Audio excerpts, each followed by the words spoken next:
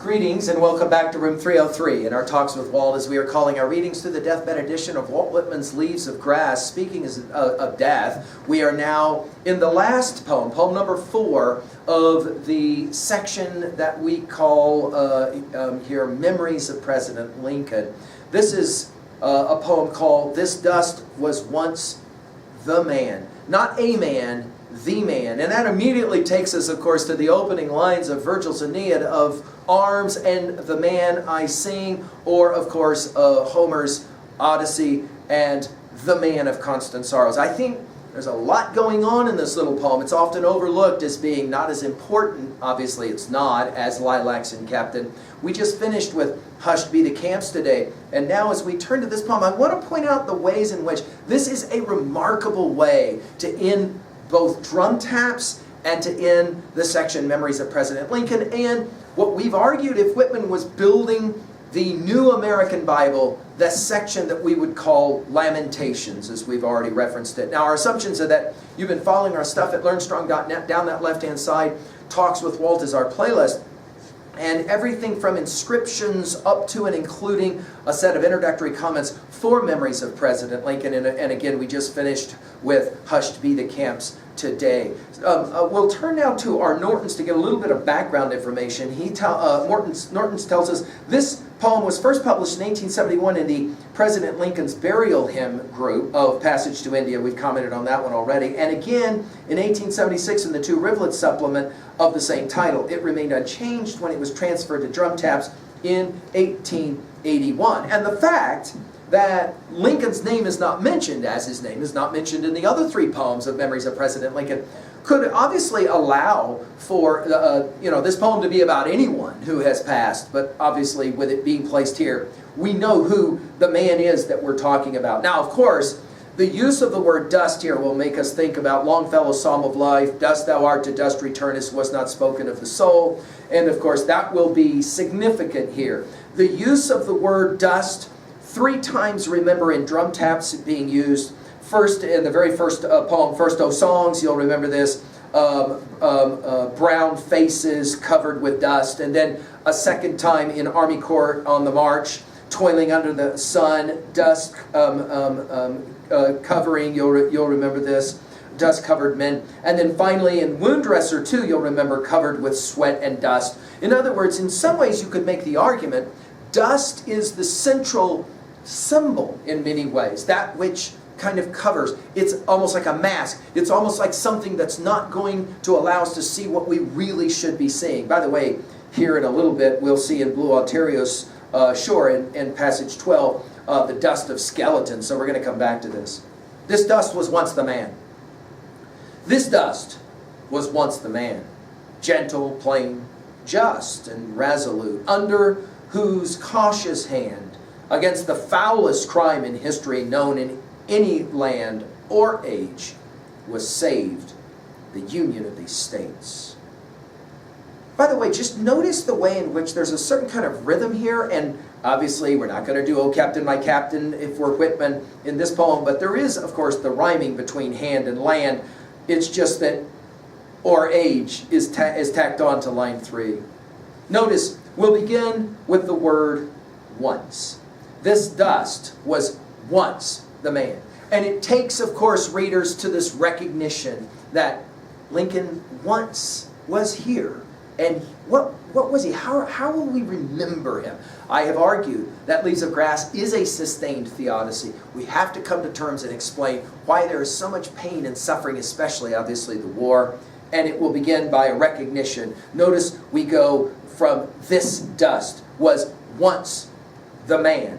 And you'll think about Song of Myself, passage 7, the man that is proud. He's used this construction a few times, but I think he's absolutely gesturing at especially the Homeric and the Virgilian idea of the hero, and obviously the Christian notion of the man as well. And then he says 4 things about him, which I think are compelling. First, he uses the word gentle. You'll remember, go back to Song of Myself, passage 33, where he talks about Christ as the beautiful, gentle God.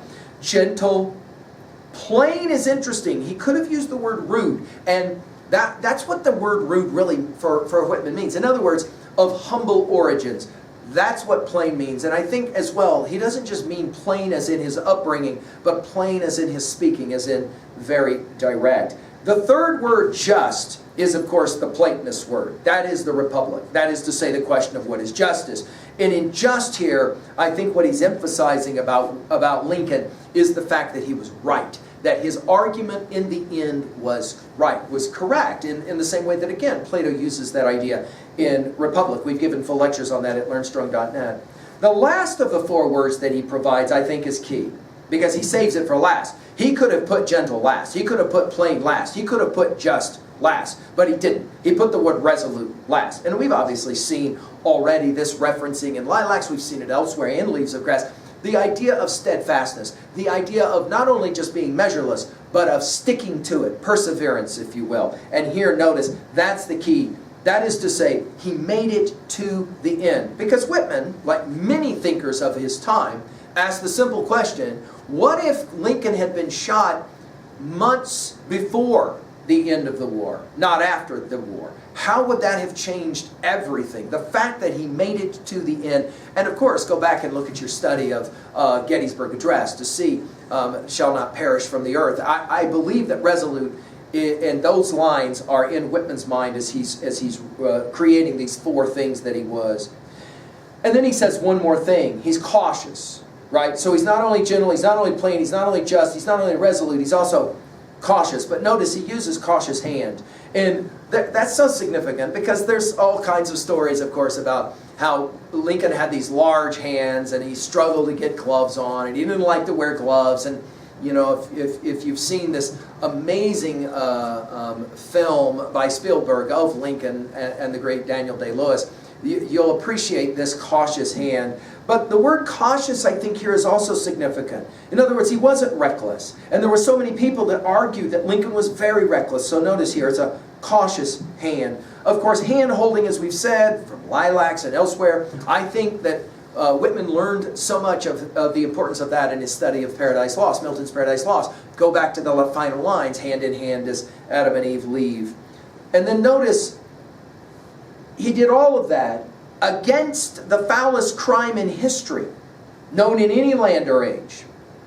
That is to say, what was that crime? Well, for Whitman, it was the crime of secession. That is to say, the southern states seceding from the Union was the real crime. It is interesting to ask, is slavery the crime he's referencing, or secession? Or are they for Whitman symbiotic? It's noticeably absent what he actually is going to explain as the crime. The ultimate crime for Whitman, and for Lincoln, the ultimate crime was in fact that secession. Notice he says the worst imaginable thing to divide the house in any land or in any age. And again, as we've said, land and hand obviously rhyming, which is kind of nice. And then the last thing that Whitman did was he's the savior, right? He saved the union of these states. And to make him then the savior is going to take us back to, oh Captain, he saved the ship. He brought the ship into harbor. And for that he must be thanked, even though, of course, he cannot hear those thanks. Well, how are we going to finish with a poem like this at 2A? Well, I think that the point he's making here is that the crime in the end couldn't stop history, couldn't stop America, couldn't stop Lincoln, can't stop his voice as well. I think all of that is subsumed in this idea of saving. At 2B, I love his use of the word dust, and the way in which dust is somehow that which covers, and yet it goes on. Go back to our study of Song of Myself, passage 6, and those final lines, the dirt, the dust, and the like. I mentioned at 3A in the previous lecture, and I'll mention it here as well, Carl Sandburg's classic, that biography of Lincoln, published finally by 1939. We've given a few comments on that at learnstrong.net. It's a compelling study, and what is it that Sandburg does? I think that he takes what Whitman has done, especially in these 4 poems of Memories of President Lincoln, and he expands it to make Lincoln our greatest president. And I think Whitman and Sandburg have a lot to do with the fact that today most Americans will put Lincoln as, if not the greatest president, certainly one of the greatest. Why? Well, it's right here in this poem. I think all of those things, his gentleness, his cautiousness, his resoluteness, the fact that he was able to save. He saw what had to be done, and he did it. And for that, we obviously have to give him tremendous respect and honor, no question. Finally, in 3b, though, I will ask this question.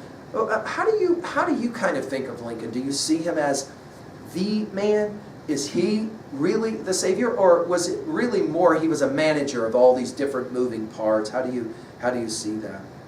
And finally, what are your thoughts about these 4 poems of memories of President Lincoln? Like, where do you come down on it? Do you have a favorite? Do you have one that's considered stronger? Certainly, Lilacs is usually considered the strongest. Certainly is the very first one there.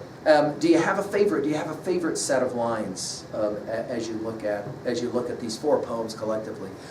Well, we now, let me congratulate you again, because if you have made it to this point in our study of the deathbed edition of Whitman's Leaves of Grass, you have done something truly, truly remarkable. We've covered a lot of ground. We've covered a lot of lines of poetry, a lot of ideas, and we now will turn to a really remarkable poem by Blue on Torreya's Shore, 20-section poem. And we're in some ways back to starting from Paumanok all over again with this sections. And I hope that you are continuing to be challenged. Thank you.